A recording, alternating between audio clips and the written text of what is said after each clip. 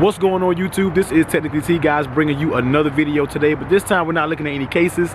This time we're not looking at any smartphones, we're not looking at any speakers, we're not looking at any of that tech stuff, guys, but today we are actually giving you an update on my 2013 Nissan Maxima. Now I know a lot of you guys seen my last video of my car. If you don't know me personally, guys, I am a big car fan. Besides tech, I love dealing with my car, and a lot of people really got a lot of my last video showing the walk around of my car, but this time I want to do a quick update because the car has changed since last time that we actually did a video. So here it is, guys. Here is my 2013 Nissan Maxima. If you guys have not seen my walk around video, I will give it a quick walk around before I let you know what has actually changed on it. But if you know me, if you've been following my channel, if you follow me on Instagram, you follow me on Twitter, you already know the changes right off bat by looking at the video. But as I said, let's do a quick walk around and tell you what I actually changed on the car. So here it is, guys, 2013 Nissan Maxima. I'm not really gonna go over everything I got done to the car. If you want to see everything that I got done to the car, guys, I will leave that link in the description down below. But let's go ahead and talk about what I have actually changed up. Now, if you've seen my last video, like I said, guys, I had different wheels. Now, these are new wheels set up on the car. The last setup I had was the 2015-2016 370Z Nismo forged wheels. Now, this year, well, not this year, but this time, I actually went back in time and I actually grabbed the 2013 through 2014 370Z charcoal Nismo 370Z wheels. Now I know a lot of you say, why did I change from one OEM wheel to the next OEM wheel? But here's the thing, the last set of wheels, guys, I love them. They were good, they look super fresh, super clean on the car, but they weren't aggressive when I'm talking about the concave in the back. That concave of the spokes on the 10.5, guys, just look light years more aggressive than the last setup. If you don't think so, go check my last video out. Like I said, that link will be down in the description.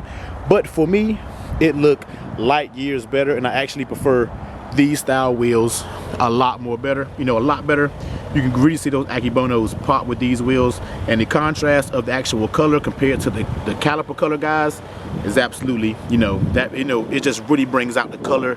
It really brings out everything in the car. So that was the first change, guys. I have the same tire size all the way around. I did not change my tire size. I basically left my same tires I had on from the last setup. So the front is a 245/40/19. The back is a 255/40/19. Now I know somebody on my last comment gave me a whole bunch of trash talking because I run a staggered fitment on a front wheel drive car. Now, I know that is not practical. Of course it's not practical. Front wheel drive car, it'd be better with a square setup. But to me, guys, I love these wheels. I'm not the only one in the Maxima community that runs this way. I'm not tracking my car. It's barely a difference when it comes to the staggered fitment. It's a 245 and a 255. I could put a 285 on the back if I wanted to, but I don't.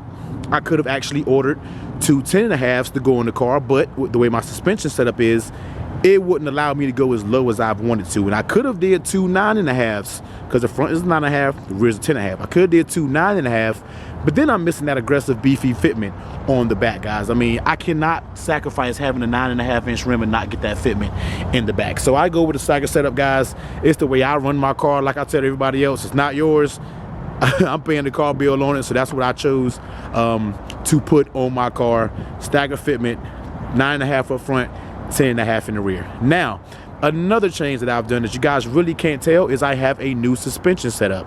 Before, I had BC coilovers on Swift springs, but now I have K-Sport Control Pro coilovers. So here's the main reason why I actually switched over to K-Sport coilovers. Now, go ahead and follow my journey with the car. So when I first got the car, I went with springs on it. Did the lower end springs, left springs alone, had K-Sport coilovers. Now, K-Sport coilovers were great. I loved them. They rode good, everything was smooth.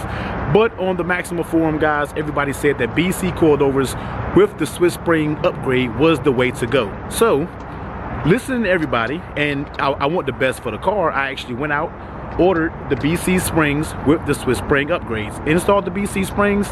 The quality on the coilovers are actually A1. I can't deny anything about the quality aspect of BC coilovers, but I ran the BC coilovers. I got them in March actually, so I've been running them ever since March, and I've been getting nothing but issues with those BC coilovers. I have been under the car I don't know how many times trying to figure out noises and issues of things going on, and everybody out there was telling me, oh, it's an install issue, whoever you got to install them didn't install them correctly, blah blah blah blah. But guys, I don't know how many ways they can be installed. I've took those coilovers off at least 10 times myself. My buddy Joel that lives down here in Atlanta, who has a shop, he's taking them off. We've messed with these coilovers for so long and it became a headache for me. So I decided, you know what? Let me go back to what worked for me in the beginning, and that was the Control Pro, K-Sport Control Pro coilovers. So these coilovers here are actually a true one-piece design. Now, if you guys don't know what one-piece design is, the spring and the strut is all together, where the BC coilovers was the OEM style. That means you had to keep the spring bucket and then adjust your strut and the spring bucket separately. Now let me go ahead, sorry for the shaky cam, but let me drop down here so I can show you another upgrade that I actually done. So I don't know if you guys can see, but here the spring bucket was actually there. As you can see right here, that's where the spring bucket was. But as you see, the black bar right here with the blue end, the blue nut on the end, those are actually SPL toe arms. And what that basically does is allows you unlimited adjustability when it comes to your alignment. Also right here, as you see that huge washer right there on the plate, that is an SPL eccentric lockout kit. And basically what that does is locks your rear alignment in place so it doesn't shift out of alignment over time, basically when you drive aggressively. Sorry about that. Let me get back up off the ground. Sorry for the shaky cam. But that's the changes that I've done to it. K-Sport Control Pro coilovers. I added the SPL toe arms, and I also added the SPL eccentric lockout kit for my 7th Gen Maxima. Now, I've had a lot of suspension setups, guys, but this suspension setup is the one I'm going to stick with. It rides smooth. I don't get any noises from the suspension, guys.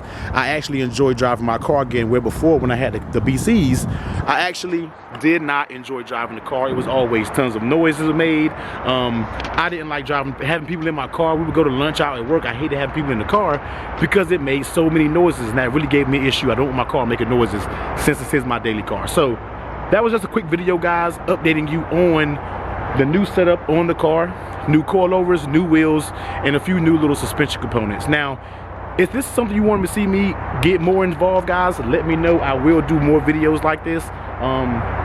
As in changes for the Maxima, I'm not sure how many more changes that I'm going to actually do.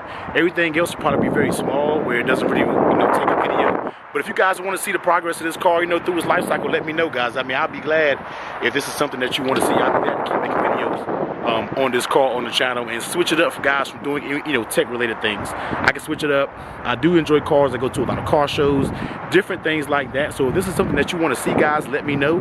And, I might start doing some vlogging on it. Since I have this camera now, I might do some vlogs, you know what I mean? So, once again, there is my 2013 Nissan Maxima.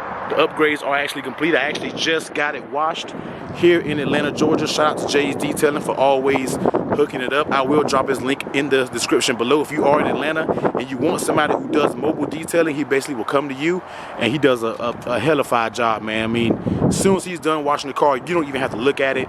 It is spotless. It's good to go, and you're ready to ride, man. But once again, guys, thanks for tuning in. Quick update on my car, since a lot of you guys wanted to see the car again on the channel.